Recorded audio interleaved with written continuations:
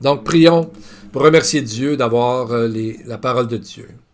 Seigneur, nous te louons, nous te bénissons, notre Dieu, toi qui es le roi de l'univers, qui nous a donné la joie d'avoir la parole de la vérité et qui a semé parmi nous la vie éternelle à travers ta parole. Nous te bénissons, ô Seigneur, toi qui nous as donné les Écritures. Maintenant, on retourne dans notre étude, Exode, chapitre 3. On est vraiment comme en terre sainte parce que le Seigneur ici va révéler lui-même sa personne à travers un nouveau nom et qui nous va montrer sa puissance et qui nous montrera son amour aussi pour l'humanité.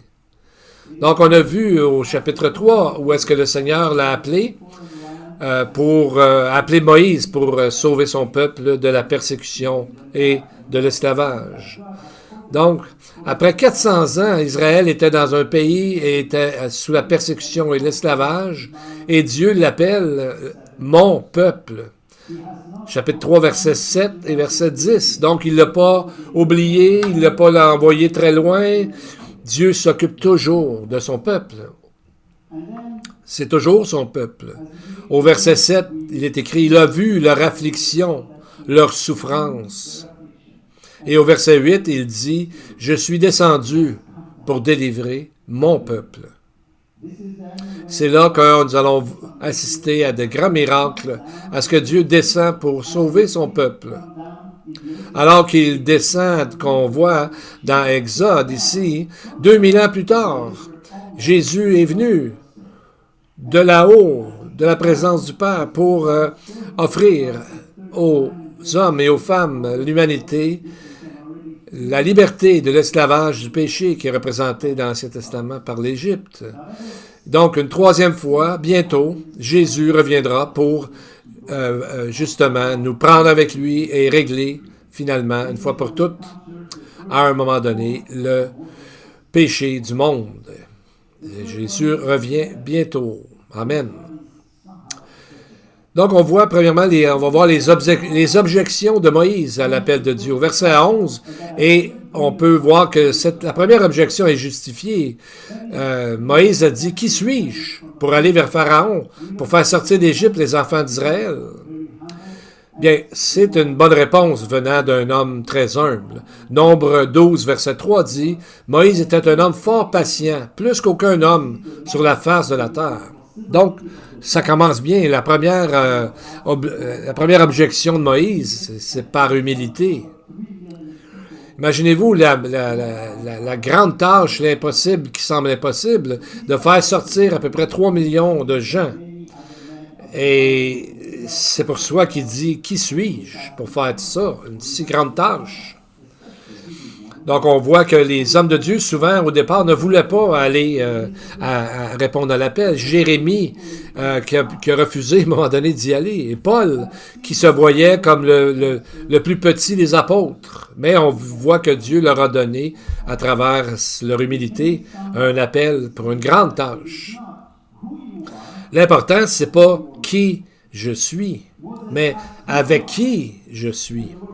Moïse a dit « Qui suis-je? » Mais le Seigneur lui répond « Je suis. » Voyez-vous? Alors, c'est pas Moïse qui va faire le travail, on comprend. C'est Dieu à travers lui. Donc, il faut s'appuyer totalement sur Dieu. Il y a tellement de batailles spirituelles et d'opposition. C'est pas la vie d'un croyant, c'est pas une vie facile qu'on s'en va direct au ciel avec notre petit billet pour le ciel. C'est une vie difficile, une vie de renoncement à nous-mêmes et à nos propres affaires pour se confier entièrement à Dieu. Et Dieu assure à Moïse sa présence même. Verset 12. « Je serai avec toi, et ceci sera pour toi le signe que c'est moi qui t'envoie. Quand tu auras fait sortir d'Égypte le peuple, vous servirez Dieu sur cette même montagne. » Donc, quand on lit ça, on se dit, à quel endroit est le signe? Qu'est-ce que vous pensez que c'est? On est tellement habitué de s'attendre à des signes et des miracles qu'on manque celui-là. Et pourtant, c'est un des plus grands miracles de la parole de Dieu. Il y en a qui ont compris que c'était le buisson ardent. Mais on ne peut pas amener le buisson ardent avec nous. Ça ne se transporte pas. Le signe et le miracle, c'est quoi? C'est sa présence, la présence de Dieu, là, dans le buisson ardent. Il a dit, « Je serai avec toi, et ceci sera pour toi le signe. » Donc, quand on marche avec Dieu, il y a des choses qui se passent à travers des gens qui se donnent à Dieu. Et c'est la clé du succès dans n'importe quel ministère, petit ou grand, que nous puissions prendre.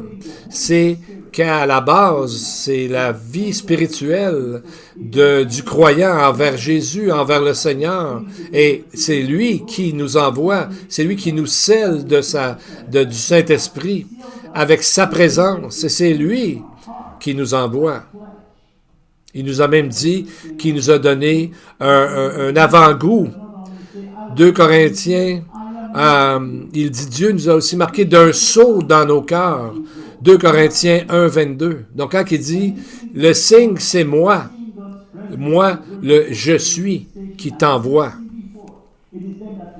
Donc c'est à ce moment-là que Moïse demande une autre question qui a vraiment amené beaucoup de commentaires. Verset 13, il dit, « J'irai donc vers les enfants d'Israël et je leur dirai, le Dieu de vos pères m'envoie vers vous.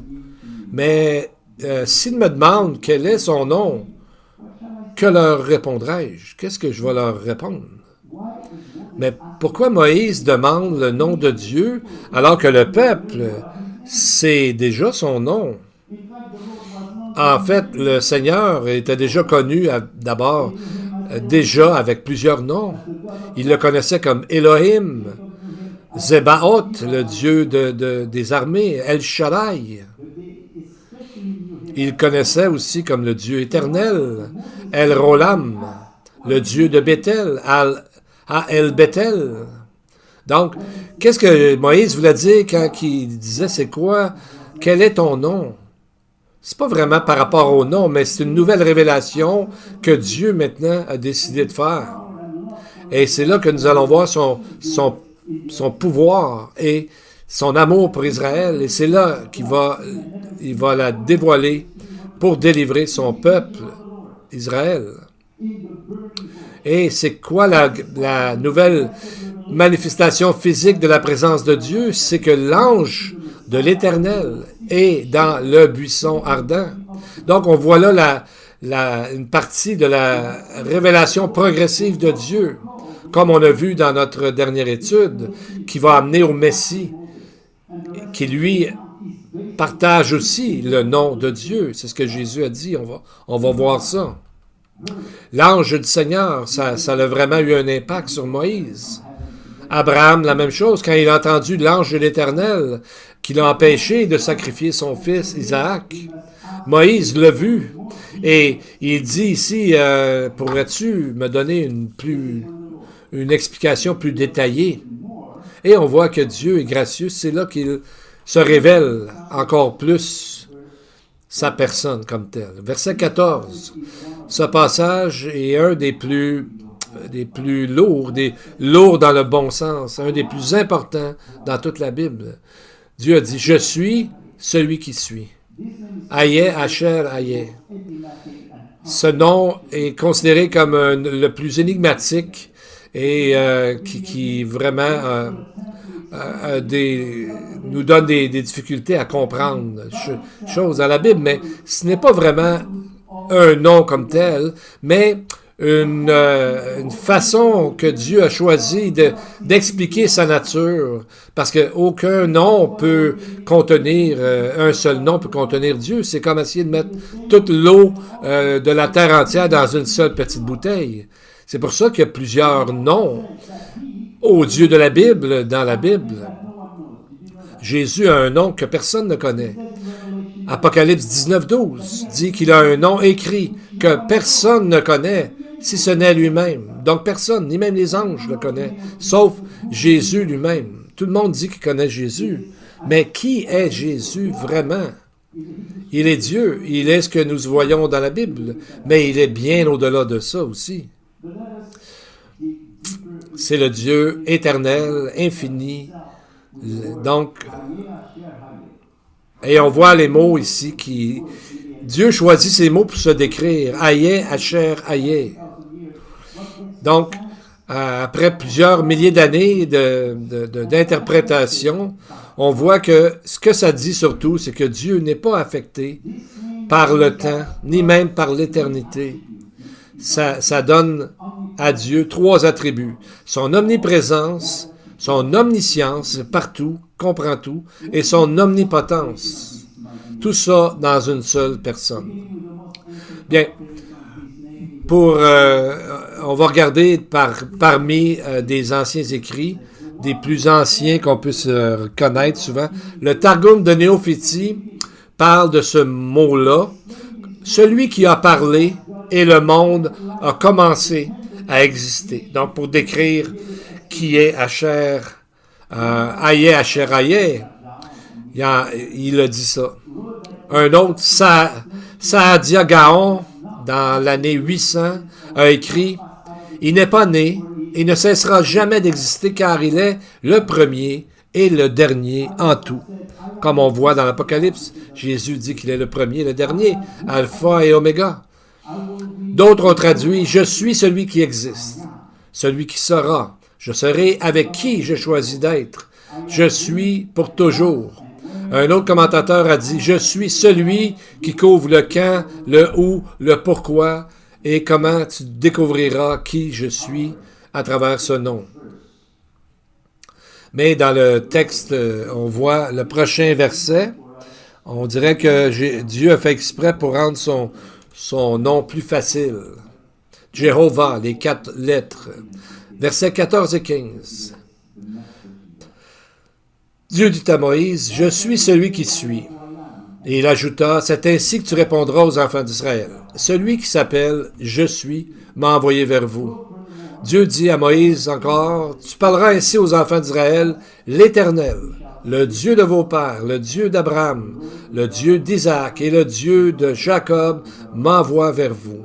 Voilà mon nom pour l'éternité, voilà mon nom de génération en génération. » Donc, on voit les 3 choses dans ce texte qui expliquent au moins une partie de qui Dieu est. Dieu dit « Je suis celui qui suis ». Ensuite, il dit « Je suis ». Et un peu plus loin, il dit « Je suis le Seigneur, Jéhovah ». De « Je suis qui je suis » à « Je suis à Jéhovah ». Comme pour nous simplifier la tâche de partir d'un concept difficile à comprendre à un « je suis » et finalement un seul nom, Jéhovah, les 4 lettres Yud, He, Vav, V, Y, H, V, H, qui est ce qu'on appelle Jéhovah, parce qu'on ne sait pas trop comment le prononcer vraiment. Mais c'est le nom de l'alliance de Dieu, c'est comme son nom propre. On le voit 6828 fois dans les Écritures hébraïques, dans l'Ancien Testament, parce que la Bible est un livre rempli de promesses, et ça, c'est le nom de la promesse de Dieu, le nom de l'Alliance. Et ça confirme complètement que le Seigneur est avec Moïse dans la mission dans laquelle il l'envoie. Et ce nom, ça transcend le temps et l'espace. Jéhovah, qui est celui qui suit. Et 3 fois dans le chapitre 3, et même 5 fois entre les chapitres 2 à 4, ce nom, Dieu dit, le Dieu d'Abraham, le Dieu d'Isaac et de Jacob. Verset 15. Pourquoi répéter ça 5 fois dans une petite section comme ça? Premièrement, parce que le Seigneur ici confirme sa promesse qu'il a faite à Abraham, Isaac et Jacob, qu'une nation sortirait d'eux. Et ensuite qu'il conduirait cette nation à la terre promise. Et aussi qu'il demeurerait avec eux pour l'éternité. C'est pourquoi la terre a une extension, un temps qui est lié avec la terre parce que Dieu l'a promis. Et en plus, quand on va aller au ciel, les croyants, comment s'appelle le ciel? La Nouvelle Jérusalem. Donc, le fait de l'appeler la Nouvelle Jérusalem fait un lien avec l'alliance de Dieu avec Abraham. Deuxièmement, en mentionnant la présence d'Abraham, Isaac et Jacob, parle de l'éternité, dit que Dieu est le Dieu des vivants, comme si ces gens-là étaient encore vivants. Donc, il parle d'un salut éternel. Ces gens-là, on les verra dans la Nouvelle Jérusalem. Donc, ces gens-là sont présentement vivants au ciel. Il nous donne même une interprétation de ce passage, le Seigneur, dans Luc 20, verset 37. Les Sadducéens étaient allés voir Jésus parce qu'eux ne croyaient pas dans la résurrection. Et Jésus leur répond que les morts ressuscitent. C'est ce que Moïse a fait connaître. Quand, à propos du buisson, il appelle le Seigneur le Dieu d'Abraham, le Dieu d'Isaac et le Dieu de Jacob. Or, Dieu n'est pas le Dieu des morts, mais des vivants, car pour lui, tous sont vivants. Dieu est le Dieu vivant, le Dieu des vivants, et c'est pourquoi son nom, Jéhovah, est dit en fait, je suis qui je suis éternel, je serai toujours là. Il est, il sera le même hier, aujourd'hui et éternellement, nous dit Hébreux 13, 8. Dans la même façon, on peut voir que le mot « je suis » est répété 3 fois dans le verset 14.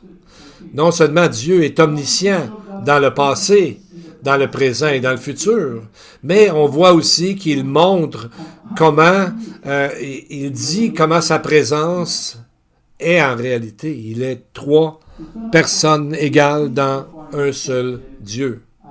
Et c'est seulement par rapport à leurs fonctions qu'ils ont des fonctions différentes, mais les 3 sont égaux. Et on voit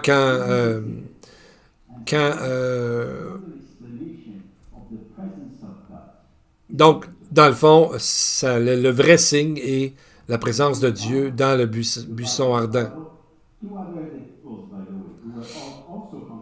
Donc, Dieu explique quel est son nom lorsqu'il fait cette révélation à Moïse. Vous en rappelez-vous quand 2 autres personnes ont demandé à Dieu son nom? Ils ont dit, qui es-tu? Jacob s'est battu avec un individu qu'il a reconnu comme étant Dieu parce qu'il a dit après, j'ai vu Dieu face à face et mon âme a été sauvée, en voulant dire, je suis pas mort. Et juste avant, Jacob avait demandé au verset 17, chapitre 32, quel est ton nom? Donc, Dieu n'a pas répondu, mais il a changé le nom de Jacob pour Israël. Manoah, le père de Samson, a demandé aussi à Dieu, à l'ange de l'Éternel, son nom. Et Juge 13, 18, l'ange de l'Éternel lui répondit, « Pourquoi demandes-tu mon nom? Il est merveilleux. » C'est trop gros, c'est trop grand pour toi pour comprendre. Le mot merveilleux, c'est le mot pélé, qui parle de quelque chose qui est trop profond, qui est impossible à comprendre totalement. On voit ici dans Juge et dans le psaume 139, quand Dieu parle de la connaissance de Dieu, il dit, psaume 139, 6, « Une science aussi merveilleuse est bien au-dessus de ma portée. Elle est trop élevée pour que je puisse la saisir. » Donc, par rapport à ce nom, « Je suis qui je suis », l'auteur de Proverbe 34 a dit, « Quel est le nom de son fils? Quel est son nom, pardon, à Dieu? Et quel est le nom de son fils? Le sais-tu? » Donc, on voit le nom de Dieu, l'importance, c'est que Dieu a voulu se révéler à travers ça, pour nous montrer le Echad, qui est l'unité, la trinité de Dieu. Donc, la question est, connaissez-vous son nom? Quel est son nom en passant? Jésus. Quel est son nom? On le dit ensemble. Jésus. Yeshua. Donc, il y a tellement de prophéties messianiques qui ont rapport avec ça, dans le Nouveau Testament aussi, et aussi dans notre texte, bien sûr, ce matin d'Exode 3. Par exemple, cette proximité de Dieu et sa présence a été compris par plusieurs anciens rabbins, comme dans les Targums, dans leurs écritures, dans les traductions de l'hébreu à l'araméen, ils ont été obligés d'utiliser un nouveau nom qu'ils ont inventé, c'est le mot Memra, pour expliquer la présence de Dieu sur terre à certains moments. Surtout quand ils ont lu Exode 3, c'est parti de là. On voit dans le Targum de Jérusalem, ils traduisent ça comme ça. Ma Memra vous accompagnera, ce qui sera le signe que c'est moi qui vous envoie. Donc, ce nom-là, ils l'ont traduit Memra, parce que Dieu dit, c'est moi qui va être avec vous. Memra veut dire le mot. Les Grecs ont appelé ça après, le logos, la parole de Dieu. Parfois, on voit le mot, le verbe.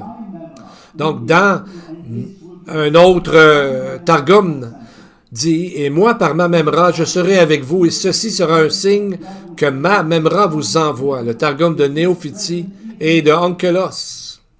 Donc, c'est comme ça qu'il comprenait la présence de Dieu qui s'est montré à Moïse. Le signe, le miracle, c'est la présence dans sa parole.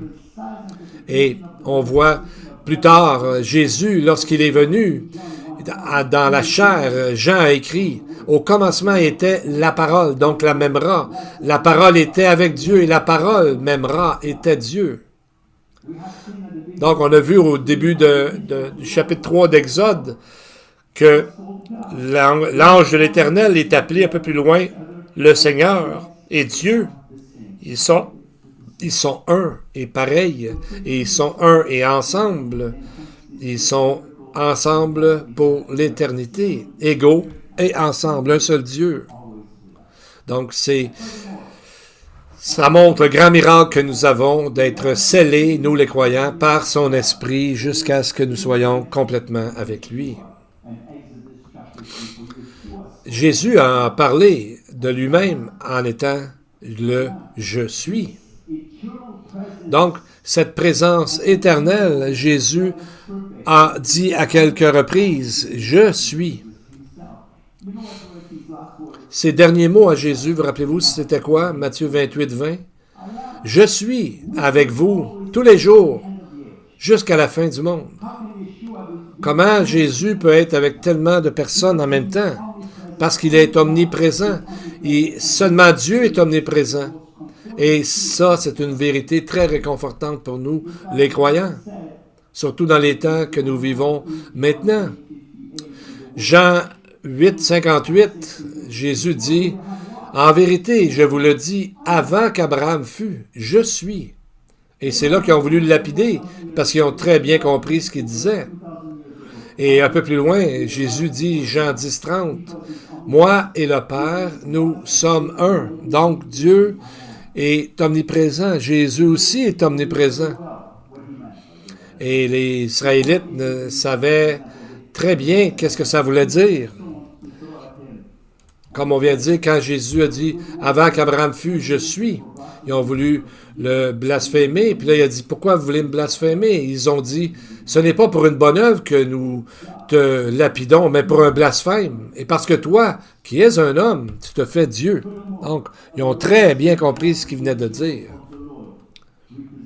Donc, on va voir aussi que l'ange de l'Éternel représente la manifestation physique de Dieu. Comme on a vu au début de l'étude, les rabbins utilisaient le mot Memra pour expliquer l'apparition de Dieu dans l'histoire humaine. Parce que pour eux, l'ange de l'Éternel correspond à la Memra. Exode 3, 4, Dieu l'appela du milieu du buisson ardent. Le Targum de Néophytie dit ceci, que c'était la Memra du Seigneur qui l'a appelé du milieu du buisson ardent. D'autres Targums interchangent le mot ange de l'Éternel avec le mot Memra. Et c'est pour ça que Jean, plus tard, pour qu'il fasse bien le lien, qu'il comprenne bien, Jean a dit, Jean 1, 14, « La parole s'est faite chair et a habité parmi nous. » Donc les gens, à ce moment-là, ont très bien compris qu'il parlait de Dieu comme la Memra, que Jésus était la manifestation de Dieu, que Dieu lui-même était venu vers eux. Et dans Jean 1, 14, c'est le mot demeurer, c'est le mot skiné qui vient d'un mot hébreu et qui veut dire comme quand Dieu est venu habiter dans son temple. Dans certains textes, c'était le mot mishkan qui ressemble au mot skiné, donc demeurer comme il demeurait dans le tabernacle. Donc on voit encore une révélation nouvelle dans Exode 3, puis en même temps une très puissante révélation. Et c'est ce qu'on voit au verset 18 dans sa réponse. Dieu dit, ils écouteront ta voix, toi tu iras vers les anciens d'Israël et auprès du roi d'Égypte, et vous lui direz, l'Éternel, le Dieu des Hébreux, nous est apparu. Laisse-nous faire 3 journées de marche dans le désert pour offrir des sacrifices à l'Éternel, notre Dieu. Eh bien, avant d'aller plus loin, il y a une difficulté ici intéressante.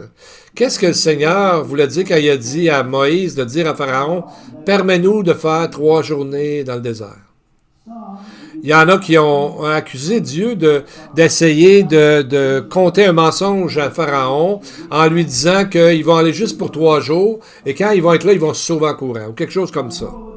Quelqu'un a dit c'est un stratagème pour faire que le Pharaon finisse par accepter puis ensuite le tromper. Mais Dieu ne travaille pas comme ça. Il fait pas des bargains avec les gens de cette façon. Non seulement ça, mais il y avait à peu près 3 millions de gens chez les Juifs à ce moment-là dans la population. Ça aurait été bien difficile de courir plus vite que les Égyptiens, qui étaient une des armées les plus puissantes au moment où on parle. Donc, on voit que autant Pharaon que Moïse savaient très bien que les Israélites, dans le fond, demandaient à s'en aller pour toujours. Ce mot en hébreu, on voit aussi dans chapitre 3 des Nombres, shalosh. Dans ses différentes formes, ce mot est souvent utilisé, par exemple, quand Moïse dit dans Exode 4.10, il dit au Seigneur, « Ah Seigneur, je ne suis pas un homme qui ait la parole facile, ce n'est ni d'hier, ni d'avant-hier. » En hébreu, c'est ni d'hier ni d'avant-hier serait mieux traduit de l'hébreu en disant ni d'hier ni d'il y a 3 jours. En voulant dire depuis toujours, j'ai de la misère à parler, j'ai un empêchement. C'était une des objections de Moïse. Donc, il voulait dire pour toujours. En fait, Pharaon a comme compris assez vite qu'est-ce que Moïse voulait. Chapitre 8, verset 25, il a dit, « OK, Moïse, vas-y, mais seulement à l'intérieur du pays. » 3 versets plus loin, il dit, « Va, mais pas trop loin. » Chapitre 10, verset 11, il dit, « OK, mais seulement les hommes pourront y aller. » Verset 24, chapitre 10, il dit, « OK, laisse aller tout le monde, mais pas le bétail, pour être sûr qu'ils reviennent. » Dieu n'a pas accepté aucune de ses demandes. On ne peut pas faire un marché avec Dieu de cette façon-là. Et au verset 19, Dieu avait déjà dit à Moïse que le Pharaon ne voudrait jamais. Verset 19, Dieu a dit, « Je sais que le roi d'Égypte ne vous laissera pas aller si ce n'est par une main puissante. » Donc on va voir dans le texte aussi qu'il va envoyer 10 plaies qui correspondent à leurs 10 faux dieux d'agriculture, etc.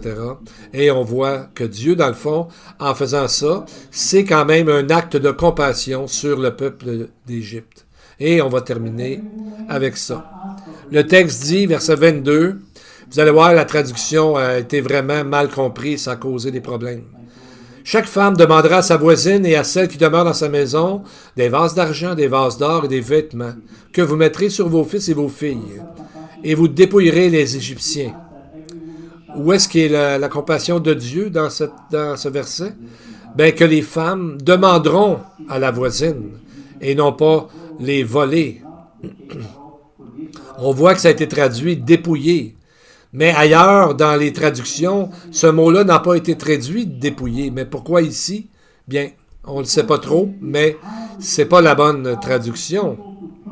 Premièrement, il demande de demander et non de le voler. Donc, on voit, le mot peut être traduit comme emprunté, mais ce n'est pas un vol. Le problème est que dans l'hébreu, c'est tsahal qui veut dire de sauver. Et selon certains érudits de l'hébreu, on pourrait traduire que ils ont été, ça va les libérer de donner ça aux Juifs pour qu'ils s'en aillent enfin après tous ces problèmes de cataclysme qu'ils ont eus. Donc, on voit dans Exode 2, verset 19, qu'on a vu il n'y a pas longtemps, où les 7 filles de Jéthro lui ont dit, « Bien, c'est un Égyptien qui nous a délivrés de la main des bergers. » Il parlait de Moïse, quand il les avait défendus contre les autres, les bergers qui ne voulaient pas qu'ils puissent donner de l'eau à leurs chameaux. Donc, on voit qu'ils ont demandé aux femmes de leur donner. N'oubliez pas que les vases d'argent, des vases d'or et des vêtements, n'oubliez pas que pendant 400 ans, le peuple a été esclave des Égyptiens. Et la loi de Dieu dit que quand tu laisses aller un esclave, tu dois lui donner une partie de la richesse que tu as eue grâce à lui. Deutéronome 15, 13, voici le principe. Après qu'une personne a travaillé pour 7 ans, le propriétaire doit renvoyer l'esclave libre de chez lui et de ne pas le renvoyer à vide, mais de lui faire des présents, des cadeaux, autant qu'il puisse transporter lorsqu'il s'en va de chez vous.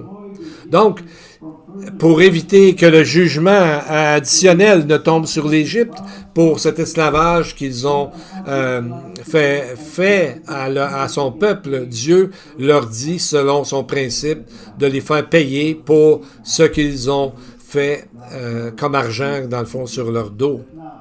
Donc, les Égyptiens ont été bénis parce que, dans le fond, pensez-y, ils ont aidé, sans trop le savoir, en donnant de l'or et ils disaient d'emmener ça. En fait, ils ont participé avec leur or, leur argent et tout ça à la construction du tabernacle un peu plus tard. Donc, c'est aussi une prophétie, parce qu'à la fin des temps, à l'établissement des temps messianiques, ou le millénium, comme on l'appelle, il y a précisément ce que les nations sont requises de faire. À la fin du livre d'Ésaïe, on voit l'établissement du royaume de Dieu sur la terre, et Ésaïe parle des richesses des nations. Ésaïe 60, versets 5 et 11. Quand les richesses des nations se tourneront vers toi, tes portes seront toujours ouvertes. Elles ne seront fermées ni jour ni nuit afin de laisser entrer chez toi les trésors des nations et leurs rois avec leur suite. Donc, on voit que les rois, les peuples devaient amener des richesses à ce moment-là, dans les temps messianiques, dans le millénium.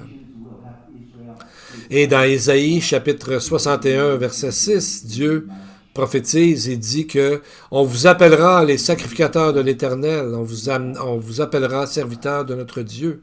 Vous mangerez les richesses des nations, vous vous glorifierez de leur gloire.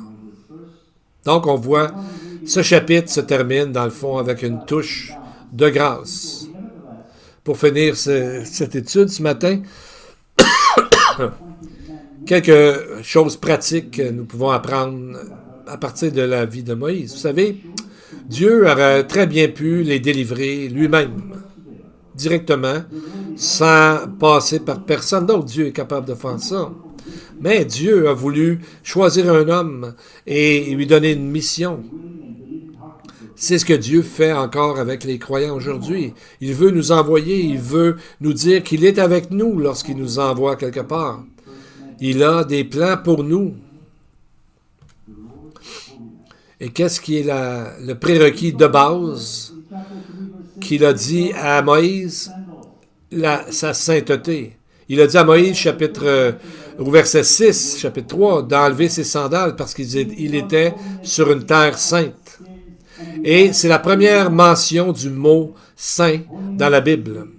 La sainteté, c'est la grande le grand attribut de Dieu, que chacun a besoin de sanctification pour voir Dieu. Seulement à travers Jésus, nous pouvons être sanctifiés et voir Dieu. Personne ne peut voir Dieu. C'est pour ça qu'Hébreux 12 nous dit de rechercher la sanctification pour voir le Seigneur. Et on voit que Moïse a réalisé que Dieu garde ses promesses. Dieu a donné, en nommant Abraham, Isaac et Jacob, on voit qu'il tient encore sa promesse d'alliance. Moïse savait ça. Et qui est Dieu? Il est l'Éternel, je suis. Paul dit, ô profondeur de la richesse, de la sagesse, de la science de Dieu, que ses jugements sont insondables et ses voies impénétrables. Romains 11, 33. Dieu cherche toujours quelqu'un, des personnes à bénir et à envoyer en mission parce que toujours il nous accompagne, il l'a promis de façon éternelle parce que Dieu est fidèle. Prions ensemble. And so we thank you, Heavenly Father, for the great revelation we have in your mighty word. And indeed, the God of the universe is our King, who is the rock of Jacob, the shield of our salvation from generation to generation. He endures, and his name remains unchanged for eternity. His words are living and stable and faithful and desirable from the first age to the last ages. Your word is good, enduring forever and ever. It is truth and fidelity, a law that will always endure. Truly, you are the Lord our God, our Redeemer, our Creator, the rock of our salvation. Lord, help us to be like Moses. Give us, Lord, wisdom, knowledge, understanding. Help us to see you as he saw you, Lord, so we can also do great things for you. And we pray this in Yeshua's name, and for the congregation, the Lord bless you and keep you. The Lord make his face shine upon you and be gracious to you. The Lord lift up his countenance upon you and give you peace. Amen and amen. May the Lord bless you all. Amen.